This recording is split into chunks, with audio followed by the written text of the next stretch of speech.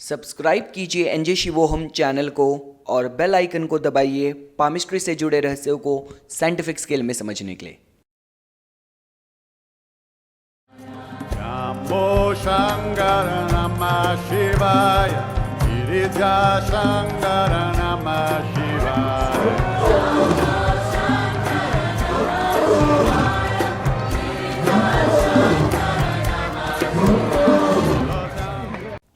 नमस्कार दोस्तों, मेरा नाम निपुण जोशी है और आज इस वीडियो में हम लोग हमारी विभिन्न लग्नों पे शुरू की गई चर्चा को आगे बढ़ाएंगे। आज जिस लगन पे हम लोग बात करेंगे वो है आपका सिंह लगन, और जो हमारा पैमाना होगा चर्चा का वो वही रहेगा जो हम अभी तक इस पूरी सीरीज में फॉलो करते आ रहे हैं। पहले हम लोग अपनी चर्चा करेंगे कि सिंह राशि के क्या गुण होते हैं, क्या उसके एट्रीब्यूट्स होते हैं, लक्षण होते हैं। उसके बाद किस तरीके का आपका जीवन होगा अगर वही राशि आपके लगन में आप पाते हैं, सिंह अगर आपका लगन होता है तो। और आखिर में हम लोग अपना डिस्कशन करेंगे कि अगर आप लोगों का सिंह लगन है तो कौन से जेमस्टोन हैं जो आपके लिए शुभ हैं या कौन से जेमस्टोन हैं जो आप लोगों के लिए अशुभ हैं। तो दोस्तों, सबसे पहली चीज जिससे कि मैं हमेशा डिस्कशन स्टार्ट करता हूं, आपको थोड़ा सा बैकग्राउंड बता देता हूं। राशियों का महत्व इसलिए होता है क्योंकि ये जो राशियां होती हैं, या अगर आप इसको ज़ोडिएक बेल्ट की तरह भी देखें तो ये एक रेफरेंस पॉइंट की तरह यूज की जाती हैं ग्रहों का, स्टार्स का जो मूवमेंट है उसको ट्रैक करने के लिए आकाश में। अब अगर इस पूरी ज़ोडिएक बेल्ट को आप 12 इक्वल पार्ट्स में डिवाइड कर देंगे तो आपको 12 राशियां मिल जाएंगी, हर एक राशि जो कि 30 डिग्री की होती है। अब मुद्दा ये आता है कि जैसे अगर हम लोग बात करते हैं आपके सिंह राशि के बारे में, तो सिंह जैसे कि नाम ही बताता है कि लायन। अब अगर आपसे मैं पूछूं कि सिंह के क्या गुण आपको समझ आते हैं, उसमें बल हो गया, साहस हो गया, करेज हो गया, नेतृत्व क्षमता, ये सारी चीजें जो अगर आपको सिंह के नाम से समझ आती हैं। एक आपको गुण समझने सिंह के और दूसरे आपको गुण समझने हैं राजा के, किंग के। तो राजा को और सिंह को आप मिला दो तो आपको मिलेंगे गुण जो इन लोगों के अंदर कूट कूट के भरे होते हैं।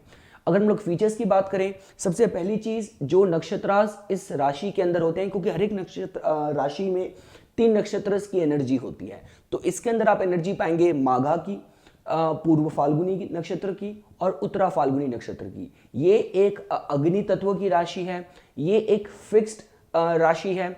आप अगर इसका डायरेक्शन देखेंगे तो ये ईस्ट, ये पूर्व डायरेक्शन को रूल करती है। अगर आप कास्ट सिस्टम की बात करेंगे तो ये क्षत्रिय कास्ट के हिसाब से आप इसको एसोसिएट कर सकते हैं। जो काल पुरुष की लिंब के हिसाब से आप देखें तो ये जो आपका चेस्ट के नीचे और कमर के ऊपर जो स्टमक का जो क्षेत्र होता है, आप इसको उससे रिप्रेजेंट कर सकते हैं। ये एक डायरनल साइन है जो कि ये राशि दिन के समय ज्यादा बली होती है अगर आप इसकी तुलना करें रात्रि के समय से। अगर जैसे मैंने आपको ये भी एक समझाया कि आप राशियों को ऐसे भी डिवाइड कर सकते हैं, बाइप्ट हो गया, क्वाड्रैप्ट हो गया। जैसे आपका कुंभ है, आपका मिथुन है, उसको ह्यूमन बीइंग से हम एसोसिएट कर सकते हैं। वृश्चिक राशि को इंसेक्ट, कीट से कर सकते हैं। उसी तरीके से इसको क्वाड्रैप्ट बोलेंगे क्योंकि जो इसका सिंबल है वो एक सिंह है जो कि 4 पैर वाला पशु है। तो ये हो गया जो बेसिक क्वालिटीज हैं जो आपको इसके राशि के बारे में पता होना चाहिए। अगर सपोज कीजिए फॉर एग्जांपल अगर यही राशि किसी के लगन में राइज कर रही है तो आप किस तरीके के उनके गुण पाएंगे। देखिए, इन लोगों के अंदर जो चार्म होता है, जो मैग्नेटिज्म होता है, वो नेचुरल होता है। देखिए, जब हम ऑरा की बात करते हैं, मैग्नेटिज्म की बात करते हैं, तो ये एक ऐसी चीज नहीं है कि आपको जबरदस्ती किसी के गले के नीचे उतारनी है कि मेरे को एक्सेप्ट करो, मेरे को स्वीकार करो। उनका चार्म ही ऐसा होता है कि द मोमेंट, मतलब वो जिस पल वो एक कमरे में एंटर करते हैं तो अगर यहाँ पे 4 लोग बैठे हैं तो वो उनका ऑरा, उनकी रिगेलिटी, उनकी रॉयल्टी वो अपना महसूस कर सके। तो कुछ चीजें होती हैं जो उनके अंदर नेचुरल ही होती हैं। सिंह वाले व्यापार अच्छा कर सकते हैं, सिंह वाले का जो पेरेंट्स होते हैं थोड़े इंटेंस होते हैं। तो अभी तक तो आपने बातें सुनते हुए आप लोग आए थे, पर मैं वो आपको लगन के माध्यम से भी समझाऊंगा कि कैसे आप उसको देख सकते हैं। यही इस डिस्कशन का पूरा ऑब्जेक्टिव है कि मैं आपको उनकी पूरी नींव बताऊं, पूरी फाउंडेशन समझाऊं। अगर आप एक्चुअल इसको रिलेट करना चाहते हैं तो आपको ग्रह भी प्लेस करने पड़ेंगे, वो फिर आगे डिटेल्ड वर्क हो जाएगा। अभी हम सिर्फ इसकी नींव समझ रहे हैं। तुमने पहला भाव समझ लिया लोगों के बारे में, पॉजिटिविटी। अगर आप बात करें तो इनकी पर्सनालिटी, लगन से पर्सनालिटी पता चलती है। तो कॉन्फिडेंट, करेजियस, एंटरप्रेन्योरशिप, बिजनेस में, व्यापार में, फाइनेंशियल स्किल्स, अच्छी चैरिटेबल नेचर, आध्यात्मिक नेचर, ये आप इनका देखेंगे।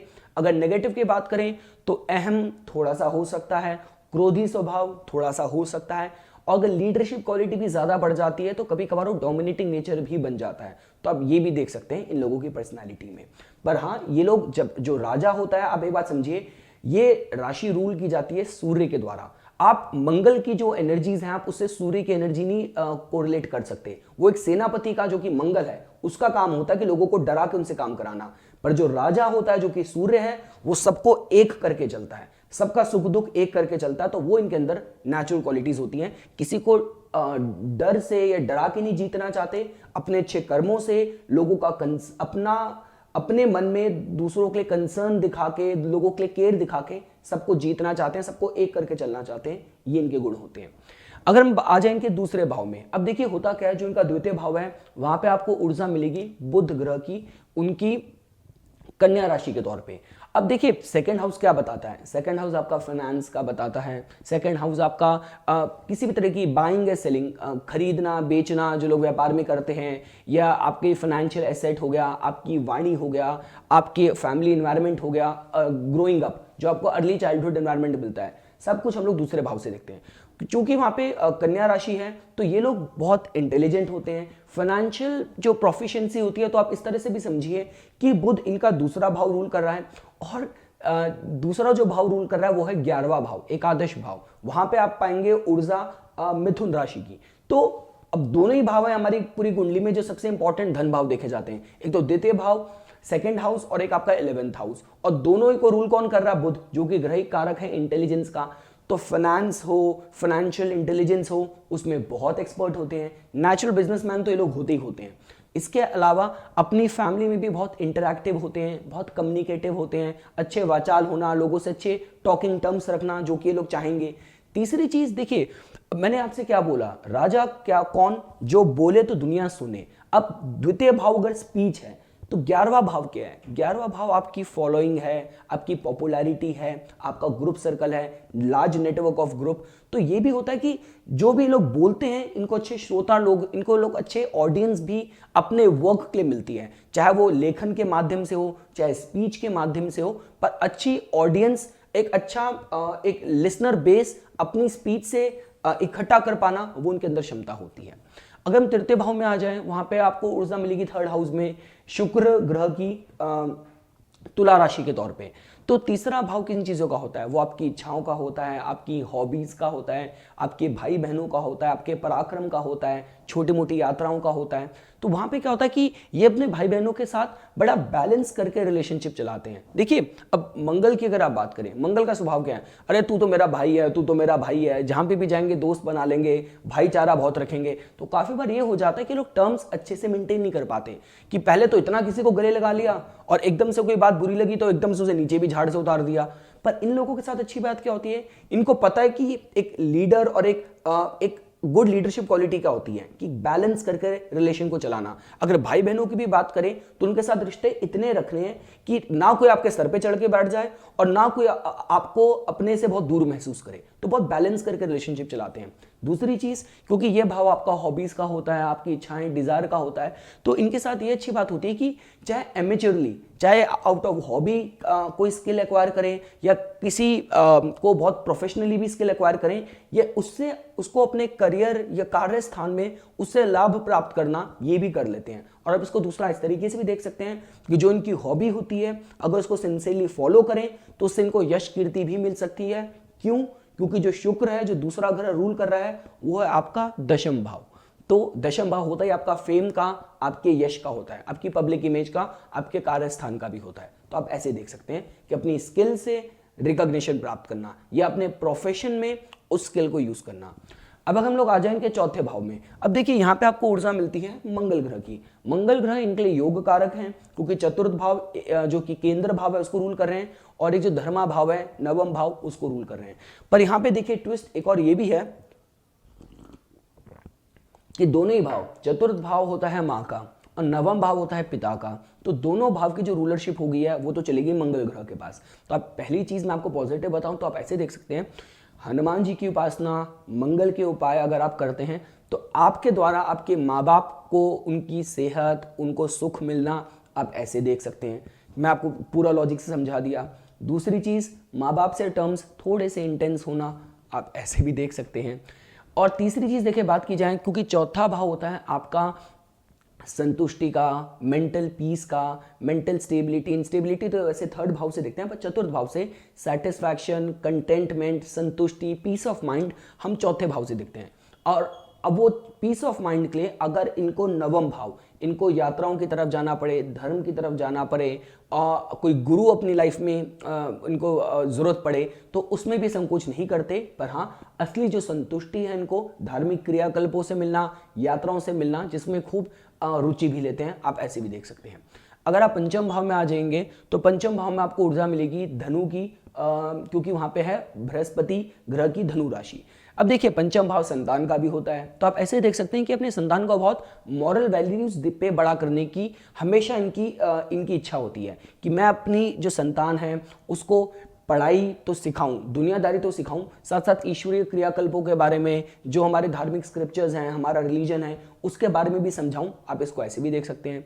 ये मतलब अगर चाहे सिंह लगन वाला, चाहे जितना मर्जी पैसे वाला हो, पर चाहेगा कि उसके बच्चा पढ़ाई अच्छी करे, अच्छी डिग्री ले, उसके समाज में, क्योंकि प्रतिष्ठा पैसे से तो आती है, पर साथ साथ आपकी विद्या से और आपकी डिग्रियों से भी आती है। तो ये उस तरफ भी एम्फेसाइज करते हैं अपनी संतान की तरफ। और दूसरी बात आप ऐसे भी देख सकते हैं, देखिए अब मैं आपको रिलेट करके समझाता हूं, क्योंकि पंचम भाव आपका क्रिएटिविटी का भी होता है, और दूसरा भाव बृहस्पति ग्रह कौन सा रूल कर रहे हैं, वो रूल कर रहे हैं अष्टम भाव। देखिए अष्टम भाव वैसे आयु का भी होता है, तो अब आप इसको इस तरीके से भी देख सकते हैं, जैसे हम बोलते हैं ना कि जो मृत्यु के बाद भी जो फेम, जो कीर्ति, जो यश रहती है जिन लोगों की, वो कैसे देखते हैं कि अष्टम भाव आपका क्या है, आयु का है।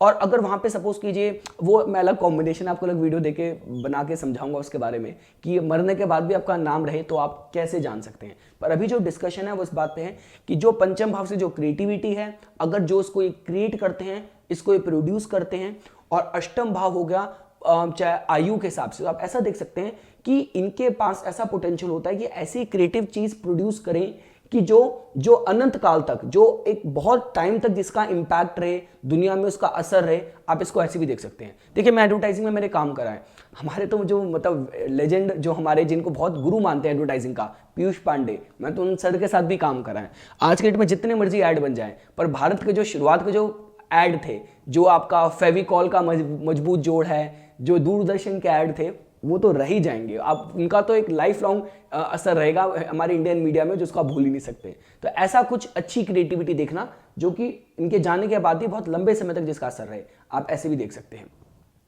अब देखिए दूसरी बात, अब हम आते हैं छठे भाव में। छठे भाव में आपको ऊर्जा मिलती है, छठा भाव और सप्तम भाव आ गया शनि ग्रह के पास, क्योंकि छठे भाव में आ गई मकर की ऊर्जा और सप्तम भाव में आ गई आपकी कुंभ राशि की ऊर्जा।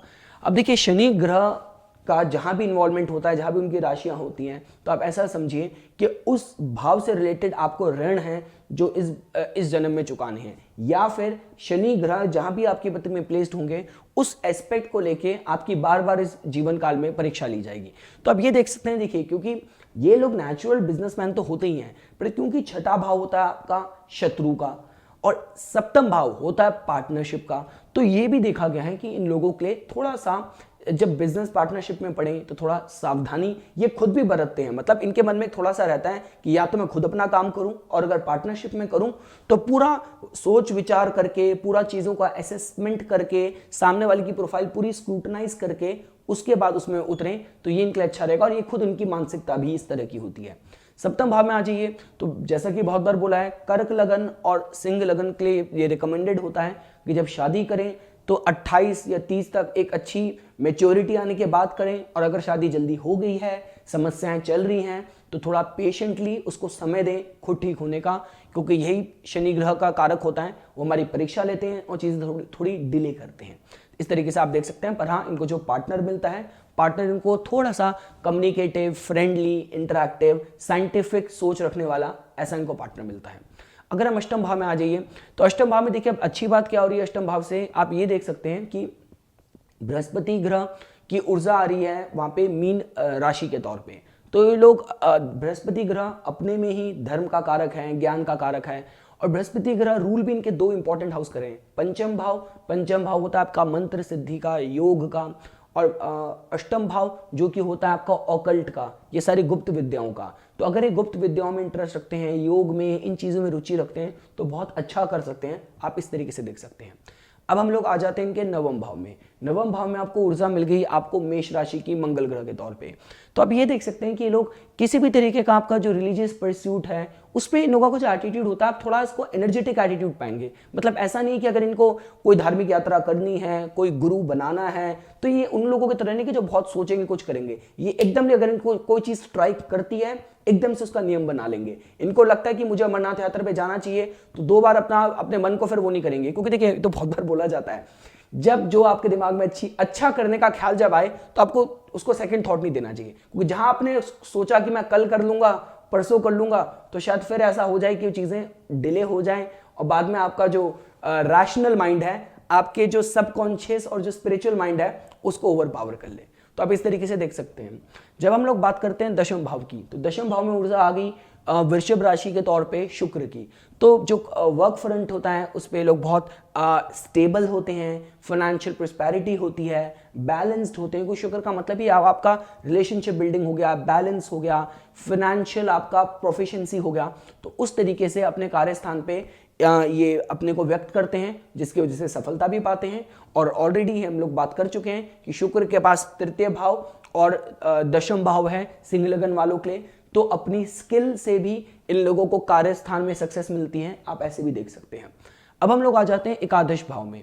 एकादश भाव के बारे में हम लोग ऑलरेडी चर्चा कर चुके हैं। वहां पे आपको ऊर्जा मिलती है बुध ग्रह की मिथुन राशि के तौर पे। तो इन लोगों के साथ ये देखा गया है कि मतलब जो फ्रेंड सर्कल होता है इसमें लोग बहुत कम्युनिकेटिव होते हैं, क्योंकि मिथुन तो अपने में ही, जेमिनी तो अपने में ही कम्युनिकेशन, अच्छी वाक शक्ति का कारक होता है। तो अच्छी वाक शक्ति की वजह से दोस्त बना लेना, अपने फ्रेंड सर्कल में बहुत एक्टिव रखना, अपनी पर्सनल लाइफ या जो उनके अंतर्मन में चल रहा है दोस्तों के साथ शेयर करना, उनके साथ अच्छा सेटिस्फैक्शन मिलना, अपने मन को हल्का करके अपनी मनोस्थिति डिस्कस करके, इस तरीके से आप इनका फ्रेंड सर्कल और इनकी जो सोशल सर्कल है आप इस तरीके से देख सकते हैं। अगर हम लोग 12वें भाव में आ जाएं तो 12वें भाव में देखिए अब आपको ऊर्जा मिलती है आपको कर्क राशि चंद्र की। मैंने बहुत बार आपसे बोला है जहां भी कर्क की ऊर्जा होगी या चंद्र की ऊर्जा होगी वहां पे अप्स एंड डाउन्स की स्थिति थोड़ी रहती है। तो अब ये देख सकते हैं, जैसे मैंने नवम भाव में कहा था कि जहां पे नवम भाव में मेष की मंगल की ऊर्जा थी, ये लोग बहुत इंपल्सिवली उसमें उतरते हैं अगर इन्हें यात्रा करनी है, चाहे गुरु है चाहे कुछ भी है। पर जब हम चैरिटी की बात करते हैं, क्योंकि 12वां भाव का किसका होता है, आपका लॉसेस का, आपका चैरिटी का, आश्रम, रिट्रीट, हॉस्पिटल, प्रिजन्स, तो यहाँ पे आप ऐसा देख सकते हैं कि यहाँ थोड़ा सा इनका मूड स्विंग्स आप देख सकते हैं कि कभी तो इनको ऐसा लगता है कि मैं हजारों लाखों रुपए के दान चंदा करूं, और कभी इनका जब मन ऐसा होगा ऑफेंडेड हो रखे हैं तो उन्हें लगता है कि नहीं मैं 1 रुपया भी क्यों खर्च करूं। तो इस तरीके से वैसिलेशन, अप्स एंड डाउन्स वाली स्थिति आप इनके 12वें भाव में इस तरह से देख सकते हैं। तो दोस्तों ये हो गया ओवरऑल लाइफ पाथ जो मैं आप लोगों से डिस्कस करना चाहता था। कोई भी फाइनल कंक्लूजन में आने के लिए आपको एक्चुअल ग्रह की स्थिति देखनी है, तभी आप किसी कंक्लूजन पे आएंगे। ये हमने सिर्फ नींव डिस्कस करी है इन लोगों की। आपको ये लगन मिला है, आपके पूर्व जन्म के कर्म थे, आपकी अनफुलफिल्ड इच्छाएं थी जिसकी वजह से आपको ये लगन मिला है और इन स्थितियों से आप गुजरेंगे। अब हम लोग बात करते हैं आपका इनके लिए शुभ या शुभ लगन या इनके लिए रत्नों की बात करें। सबसे इंपॉर्टेंट देखिए, सबसे पहली चीज लग्नेश का रत्न तो अच्छा होता ही होता है, तो चाहे लाल रंग हो चाहे इनके लिए माणिक रत्न हो बहुत शुभ रहेगा। उसके बाद इनके लिए मंगल, क्योंकि योग कारक हैं, तो मंगल का चाहे फिर लाल रंग हो या इनके लिए मूंगा हो, मूंगा रत्न इनके लिए शुभ रहेगा।